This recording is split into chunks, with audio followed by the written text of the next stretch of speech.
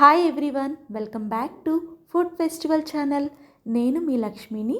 ఈ వీడియోలో ముక్క మెత్తబడకుండా అదే సువాసనతో, రంగు, రుచితో సంవత్సరం పాటు నిల్వ ఉండేలాగా ఆవకాయని పర్ఫెక్ట్ కొలతలతో ఎలా తయారు చేసుకోవాలో చూద్దాము. నేను ఇక్కడ గ్లాసు కొలతతో ఆవకాయ ఎలా తయారు చేసుకోవాలో చూపిస్తున్నాను.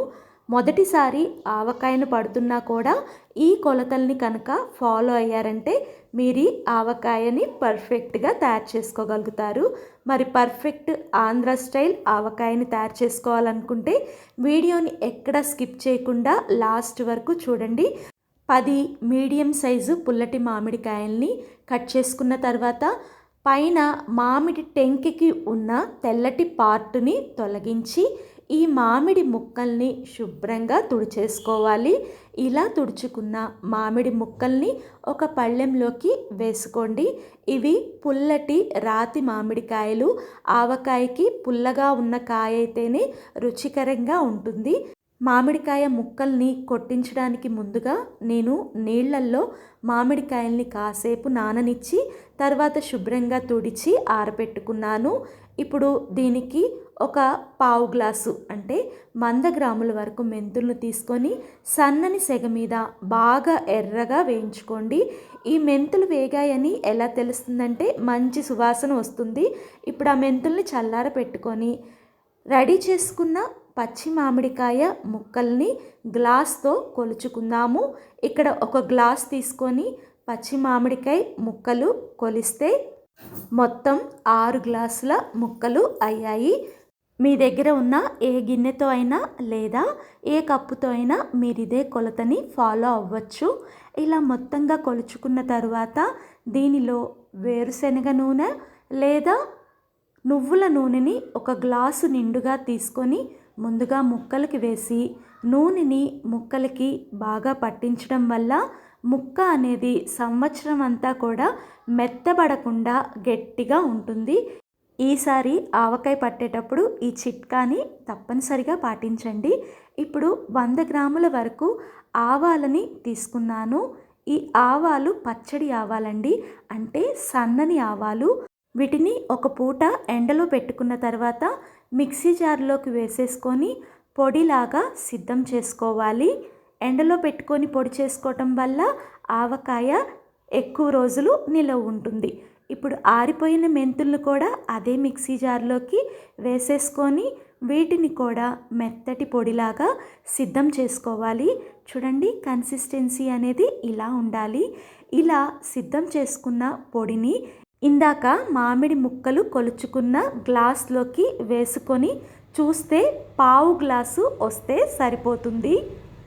అలా రెడీ అయిన మెంతి పిండిని మరలా మిక్సీ జార్లోకి వేసుకొని దానిలో 20 నుంచి 30 వరకు ఒలుచుకున్న వెల్లుల్లి రెబ్బల్ని వేసేసి దీన్ని ఫైన్గా మిక్సీ పట్టుకోండి. దీన్ని ఆవకాయలో వేయటం వల్ల ఆవకాయలో గుజ్జు బాగా వస్తుంది. ఇందాక నూనె కలిపి పెట్టుకున్న మామిడి ముక్కల్లో ఆవపిండిని 1/2 గ్లాసు వేసేసేయండి. అలాగే మెంతిపిండి వెల్లుల్లి మిశ్రమాన్ని కూడా దీనిలోకి వేసేసేయండి. కారము 1 గ్లాసు నిండుగా తీసుకోండి. మీరు కారం ఎక్కువ తింటే కొంచెం ఎక్కువైనా వేసుకోవచ్చు. అలాగే 3/4 గ్లాస్ కన్నా కూడా కొంచెం ఎక్కువగా కల్లుప్పుని దీంట్లో వేసేసేయండి. కల్లుప్పు వేసే ముందు ఎండలో 1 గంట పాటు ఎండపెట్టుకొని వేయండి. అలాగే ఒలిచిన వెల్లుల్లి రెబ్బల్ని ఒక 20 నుంచి 30 వరకు వేసేసుకొని ఉప్పు, కారం, ఆవపిండి, మెంతిపిండి, వెల్లుల్లి రెబ్బలు అన్నీ కూడా మామిడి ముక్కలకి బాగా పట్టే విధంగా శుభ్రమైన పొడి గెరిటతో బాగా దీన్ని మిక్స్ చేసుకోండి. దీనివల్ల ఉప్పు, కారాలు అలాగే ఆవపిండి, మెంతిపిండి ముక్కలకి బాగా పట్టుకుంటాయి. ఇప్పుడు మరలా 1 గ్లాసు నిండా వేరుశనగ నూనెని దీంట్లో వేసేసి నూనె అనేది ఈ ముక్కలకి బాగా పట్టే విధంగా గెరిటతో మిక్స్ చేసుకోండి. పచ్చడికి వాడే గెరిట, గిన్నె మిక్సీ జారు అన్నీ పొడిగా ఉండేలాగా చూసుకోవటం వల్ల ఆవకాయ ఎక్కువ రోజుల పాటు ఫ్రెష్గా నిల్వ ఉంటుంది. ఇప్పుడు ఇదంతా బాగా మిక్స్ చేసుకున్న తర్వాత దీని మీద మూత పెట్టేసి దీనిపైనుంచి ఒక తెల్లటి గుడ్డని పరుచుకొని దానిని ఒకవైపుగా చక్కగా గట్టిగా ముడివేసుకున్న తరువాత ఈ గిన్నెని ఇలాగే ఒక 3 రోజుల పాటు వదిలేసేయండి. ఇలా వదిలేయటం వల్ల పచ్చడి అనేది బాగా ఊరుతుంది. అలాగే ముక్కకి ఉప్పు కారాలు బాగా పట్టుకుంటాయి. 3వ రోజు పొద్దున పూట మీకు చూపిస్తున్నాను. ఈ క్లాత్ అనేది ఓపెన్ చేసి మూత ఓపెన్ చేసి చూస్తే నూనె అనేది పైకి తేలింది. అంటే పచ్చడి సిద్ధమైనట్టే. మరలా ఒకసారి దీన్నంతా బాగా కలిపి ఉప్పు, కారం, నూనె ఏమి చాలకపోయినా కూడా మీ టేస్ట్కి తగ్గట్టు అడ్జస్ట్ చేసుకొని మరలా దీన్నంతా కూడా బాగా మిక్స్ చేసుకోండి.